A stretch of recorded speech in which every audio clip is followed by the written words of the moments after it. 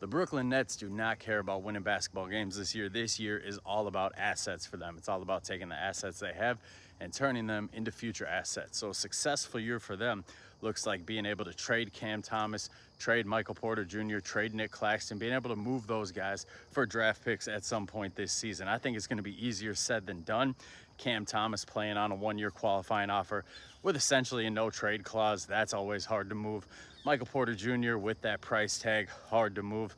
Nick Claxton, I think they actually can move him. He's just got to prove he can stay healthy and he can stay dialed in mentally. So it's going to be a rough year for Nets fans, but they know it. Nets fans know that they don't want to win basketball games. If the Brooklyn Nets win more than 20 games this year, Nets fans are going to be pissed. You saw how pissed they were last year.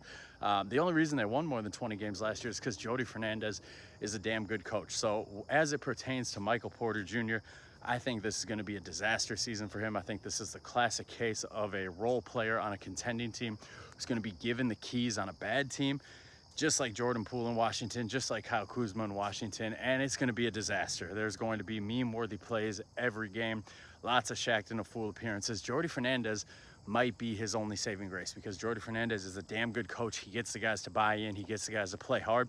He sets a tone. He sets a culture. And that's not something you could ever say in Washington while Jordan Poole was making a fool out of himself every game, while Kyle Kuzma was making a fool out of himself every game down there. So I don't know, maybe Michael Porter Jr. plays good enough where at the trade deadline, somebody like Detroit takes Tobias Harris' salary, some filler, maybe a heavily protected draft pick and makes a move for him to try to get over the hump. It's just hard to see with his cap number. So for the Nets on the court, the two things they're going to be looking for: can Noah Clowney take a leap? There's a lot of positive buzz coming into Nets camp that he looks good. He's added more muscle. His game's a little more polished. Can he take the next leap? Can he be, a building block going forward?